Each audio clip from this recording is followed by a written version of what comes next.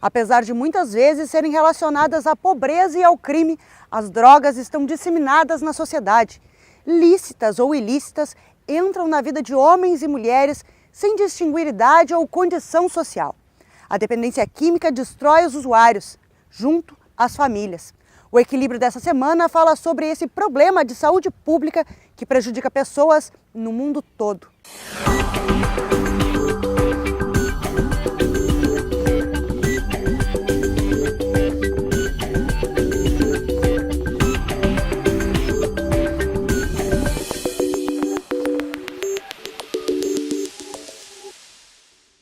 Curiosidade, busca de prazer, fuga das situações cotidianas. São muitos os motivos que levam ao uso e abuso das substâncias químicas batizadas drogas. Nossa equipe foi conhecer a história de mulheres que estão em tratamento na única casa rio-grandina de recuperação para público feminino. Hoje, Elisandra é a responsável por este centro, mas há 1 ano, 8 meses e algumas 24 horas, era ela quem entrava por um portão como este em busca de tratamento. As substâncias químicas estiveram presentes na vida dela por 21 anos. O uso de drogas começou logo depois da separação dos pais. No entanto, ela garante, o principal estímulo foi a curiosidade. Na realidade, eu experimentei todos os tipos de droga, né? Eu comecei, que é onde é o começo, né, com a maconha e o álcool, que é onde a turma que eu andava era essa, né? E dali vieram as outras drogas, aonde eu encontrei a minha droga de preferência, como a gente fala aqui para não falar o nome da droga, que era a cocaína. Então eu era usuária mesmo de cocaína e álcool. Na casa onde fez o tratamento, a Elisandra se tornou parte da coordenação e foi essa experiência que colocou ela aqui para ajudar outras mulheres. Casualidade ou não, Cristina e Roberta, nomes fictícios das moradoras que aceitaram conversar conosco, assim como Elisandra, foram levadas à dependência pela curiosidade. Foi há 20 anos, depois da morte do marido, quando os filhos estavam no início da adolescência, que Cristina desenvolveu o hábito de beber. Aí veio o cigarro, a cocaína e há uns 4 anos, ela não sabe exatamente quando, a droga que destruiria a paz dela e da família, o crack. A maioria das pessoas usava e eu achei que era bom, só por isso. Pensionista, a mulher de 54 anos conta que muitas vezes a dívida com o traficante era tão grande que quando recebia não sobrava nada. A droga era consumida sempre na solidão da própria casa. Ainda assim, era o que preenchia os dias. Há pouco menos de 1 mês em tratamento, Cristina percebe ter engordado bastante. Já não sabe há quanto tempo não comia bem. O café da manhã, antes do ingresso na reabilitação, era uma pedra de crack. Prejudicou a mim e a minha família, né? Então, eu resolvi pedir ajuda. Meus filhos, graças a Deus, entenderam e não só entenderam, como eles me davam muito conselhos, né? E eu resolvi atender o pedido deles e, ao mesmo tempo, ajudar a mim mesma, porque eu já não dava mais, estava uma situação muito ruim. Roberta tem 29 anos, 3 filhos. Usou a primeira droga há 11 anos, quando a filha mais velha tinha 6 meses. Antes do crack, fumava maconha, cocaína só para se prostituir. Entrou na pedra como Cristina, num dia em que o traficante disse não ter outra coisa para vender. Comecei assim, eu usava uma vez por semana, depois eu passei para 3 vezes na semana. Quando eu vi, eu fiquei só no final de semana. E quando eu me dei por conta, eu estava todos os dias. Nem que seja alguma coisa, eu tinha que usar diariamente. Só que tu não consegue usar pouco. Tu usa até o teu corpo dizer chega. O controlado não existe. Para ajudar mulheres como Cristina e Roberta, há menos de 1 mês foi criada esta casa de tratamento.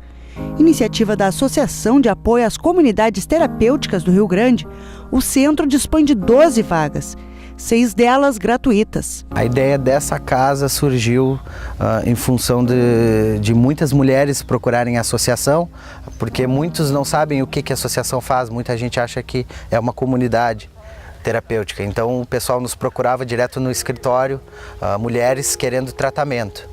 Daí a gente fez o que a gente costuma fazer, buscar alguma comunidade que tenha vaga, e eu comecei a procurar e cheguei à conclusão de que não tinha comunidade feminina. A última que tinha fechou em 2014. A associação, criada há um ano, pretendia ser um ponto de referência para as comunidades que oferecem tratamento. A ideia é auxiliar os centros em qualquer necessidade que possuam. No entanto, passou a ser procurada pelos usuários, grande parte deles extremamente pobres, dependentes químicos que não têm o que comer e onde morar. Mas muitas dessas pessoas já tiveram casa, família e amigos. Grande parte delas foi parar nas ruas em função da dependência. Com Elisandra isso quase aconteceu. Nesse momento, ela se deu conta que precisava de ajuda. Hoje eu estou com 35 anos, né? E eu perdi família, né? Eu perdi guarda de filhos, eu perdi a minha profissão, né? Perdi tudo. No caso de Cristina, os filhos quem deram suporte a ela. Mas a dona de casa chegou em um ponto em que os únicos amigos que restaram foram outros usuários. Nas palavras dela, as boas amizades já não lhe davam mais importância. E aí eu me senti sozinha, porque os amigos, que eram as minhas amizades boas, já não tinha mais. Eu só tinha a minha família, e a minha família também começou a ficar triste comigo e se afastar de mim também. Em meio à natureza, na casa aconchegante com ambiente familiar, elas renascem para a vida, para a sociedade e para si próprias. A passagem pelo centro dura 9 meses, um tempo bastante simbólico. O tratamento envolve algo muito comum para a maioria de nós, a rotina. Na comunidade, elas seguem um cronograma e normas. Então elas têm horário para comer, para tomar banho, para ler, para se descansar, né? Para se divertir e para estudar. A gente tem 2 reuniões de espiritualidade, que é onde a gente fala da palavra de Deus, faz oração, escuta e canta louvor. Nós temos reuniões de 12 passos de narcóticos anônimos e de alcoólatras anônimos, né? Que são os 12 passos para o estudo da nossa nova maneira de viver. Temos algumas temáticas, que é onde mexe com o sentimento, onde faz gerar o sentimento, né? Porque a gente perde tudo, né? Quando a gente está no uso, a gente fica anestesiado. Para Roberta, que várias vezes tentou se livrar do vício internada em hospital psiquiátrico, a grande diferença desse centro é ser mais que uma casa de tratamento. É ser um lar. Nas pequenas tarefas do dia a dia, ela vai aprendendo a se conhecer e encontrar novos prazeres. Por isso que aqui eu acho um lugar bom, pelo que nem digo bom, é especial. Porque aqui tu te encontra. Tu lidar com teus maiores medos. Eu sou minha inimiga hoje. Não é o traficante, não é meu pai, não é minha mãe, não é as pessoas que me dizem não. Eu luto todo dia contra a minha vontade. Hoje eu espero uma nova vida para mim, para minha família. Quero recuperar o tempo perdido de fazendo coisas erradas que poderia estar com a minha família. E quero que meus filhos voltem a ser uma pessoa tranquila, porque eles já viviam preocupados comigo, né? Reconhecer que o problema existe, de acordo com o professor Lucas Neiva, é o primeiro desafio para o início do tratamento de um dependente químico. Acompanhe a partir de agora a entrevista dessa semana. Falamos mais sobre a recuperação de quem luta contra o vício. Nós podemos dizer que a principal questão do tratamento é a mudança de comportamento e de hábitos? Sem dúvida, isso vai ser uma meta posterior. Eu diria, o primeiro desafio é reconhecer que eu tenho um problema, né? Muitos não reconhecem. Uma vez que eu reconheço que eu tenho um problema, surge a ambivalência. Aí, nesse estágio, o nosso desafio é fazer com que as pessoas caminhem no sentido de ter mais vontade de parar do que de continuar o uso, reconhecendo, né, os problemas advindos do uso, as perdas que ela está tendo. E aí, finalmente, neste momento de eu reconheço que eu tenho um problema plenamente, eu desejo mudar, veja a frase, e eu desejo mudar, e não todos desejam que eu mude, mas eu não quero, né? Aí o desafio passa a ser a mudança de hábito. Hábitos no plano macro e no plano micro, no pequenininho de cada ação. Então, para que nós possamos continuar a conversa, quando alguém é considerado um dependente químico? Hoje, o que a gente considera dependência? Um conjunto de critérios. Então, por exemplo, ter prejuízos em nível social, como eu acabei de dizer isso, eu começo a me afastar das pessoas em virtude do uso da substância. né? Eu sou convidado para uma festa de aniversário, eu disse, mas hoje eu estou super com vontade de usar determinada substância. Eu deixo de ir para a festa do aniversário para ficar sozinho em casa, porque eu vou poder usar minha substância sem ninguém estar, né, me importunando. Começo a ter prejuízos acadêmicos ou profissionais, eu começo a deixar de, né, cumprir com as atividades da minha escola ou do meu trabalho. Eu acordei de manhã, eu tenho que ingerir bebida alcoólica antes de ir para o trabalho.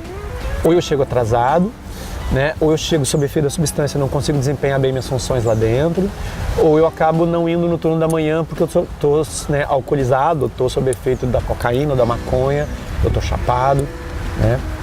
O que mais? A vida da pessoa ela começa a girar em torno da droga. Muito tempo é gasto ou na obtenção, ou no uso, ou esperando os efeitos da droga passar. Além de critérios clássicos, como por exemplo o desenvolvimento de tolerância e um outro critério é o desenvolvimento de abstinência, síndrome de abstinência. O que é isso? Depois que meu corpo acostumou com aquela droga, sempre presente, no caso do cigarro é muito claro isso, diante da interrupção abrupta, né, daquela substância, eu começo a ter um conjunto de sintomas. Isso é muito claro no crack, na cocaína, no álcool, no tabaco, né? Eu vou parar de fumar de um dia para o outro. Aquela primeira semana é enlouquecedora para o dependente químico, porque ele começa a ter um conjunto de sintomas, no álcool também, não mais pela droga, mas pela ausência dela no meu corpo.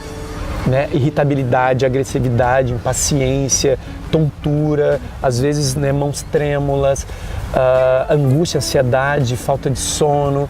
Então o que acontece? Eu acabo voltando a administrar a droga não só pelo prazer que ela me dava anteriormente, Mas que eu preciso dela. mas para sanar, aliviar o mal-estar que eu estou tendo pela ausência da droga. Essa é a síndrome de abstinência. O que vai determinar a pessoa conseguir ou não se livrar dessa dependência química? É importante reconhecer que ao longo desse processo de mudança podem ter pessoas que se beneficiarão, por exemplo, de uma internação. Nem todos os pacientes terão necessidade de ser internados, né? Mas algumas pessoas claramente poderão se beneficiar desse processo, que é uma medida, entre aspas, extrema. A gente retira ela do seu contexto, né, natural, e ela vai, por exemplo, para uma comunidade terapêutica ou para uma instituição de internação, e ali vai passar, dependendo do protocolo, 4 semanas, um pouco mais em alguns casos, em algumas instituições bastante mais tempo, né? Então, primeira questão, ela vai passar por um período de desintoxicação daquela substância. Como eu falei, se ela já desenvolveu tolerância, né, esse cérebro ele precisa se desacostumar daquela substância. É muito difícil fazer isso no contexto natural. Qual é o grande desafio? É que ela não vai passar a viver dentro de uma instituição. Ela vai ficar isolada do mundo real durante um mês, talvez um pouco mais. Só que o grande desafio é como voltar para cá. Como voltar para o mundo aqui fora, onde não tem mais cercas, onde eu vou voltar a ter acesso à substância se eu quiser, eu sei onde tem, o dinheiro está disponível se eu estiver trabalhando, né? Como voltar para cá? O que a gente costuma trabalhar com os pacientes é identificar o que nós chamamos de gatilhos. O que são gatilhos? São situações que disparam a situação que eu tenho uma super vontade de usar, né? Então, e a gente faz um conjunto de possibilidades, de situações, onde a pessoa diz, não, sei lá, eu começo a identificar que, na verdade, eu recaía, né, eu voltava a usar quando eu tinha uma frustração muito grande na minha família, quando eu tinha um conflito familiar. Em outras situações eu lidava bem, quando eu chegava nesse ponto, né, aquilo era tão desesperador para mim que eu voltava a ter um reconforto no uso da droga. E esse é um dos grandes desafios, né, de reensinar a essas pessoas que a vida pode ser vivida sem picos de prazer todos os dias. Ninguém aqui é feito de picos de prazer todos os dias. Uma vida cotidiana ela é feita de momentos de prazer, momentos de desprazer, de frustração. A CETERG conta com a comunidade para continuar auxiliando as casas de tratamento do Rio Grande. Ficaste interessado em ajudar? Colocamos na tela números para contato. Assim encerramos mais um programa. Voltamos na próxima quarta. Enquanto isso, fala conosco através dos nossos canais de comunicação. Para rever algum programa da FURG TV, é só acessar no YouTube. Já a programação ao vivo das nossas emissoras, tu acompanhas pelo furgtv.furg.br. Tchau, tchau!